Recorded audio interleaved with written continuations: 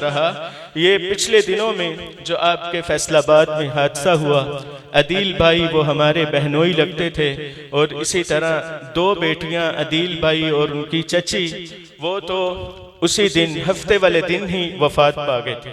اور اتوار والے دن ایک بچی حافظہ امیمہ، جس کی ویڈیو بھی قرآن پاک کی تلاوت کی آج کل وائرل ہو رہی ہے، وہ شدید اس وقت بیمار تھی۔ ابھی ان 4 لوگوں کا جنازہ پڑھا جا رہا تھا، یہ 1:30-2 بجے کی بات ہے کہ سوشل میڈیا پر حافظہ امیمہ کی وفات کی خبر وائرل ہو گئی۔ مجھے ایک بندے کا فون آیا، حافظہ امیمہ فوت ہو گئی۔ میں نے کہا مجھے نہیں پتا۔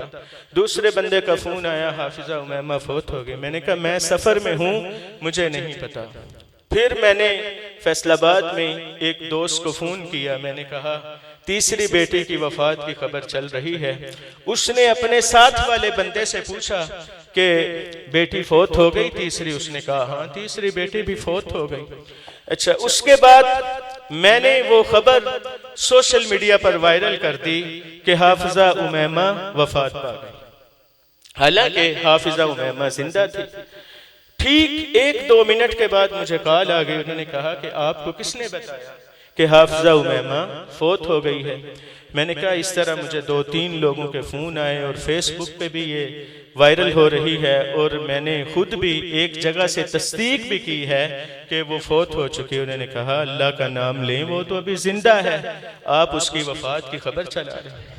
یقین مانیں 2 گھنٹے تک میں نے اپنا سر شرمندگی کے ساتھ جھکائے رکھا، حالانکہ میں نے اپنی طرف سے تحقیق کی لیکن پوری طرح تحقیق نہیں کی۔ نادمی وہ بچی رات کے 10 بجے فوت ہوئی، اور سوشل میڈیا پر اس کی خبر دوپہر کے 1:30 بجے چل چکی تھی کہ وہ وفات پا چکی۔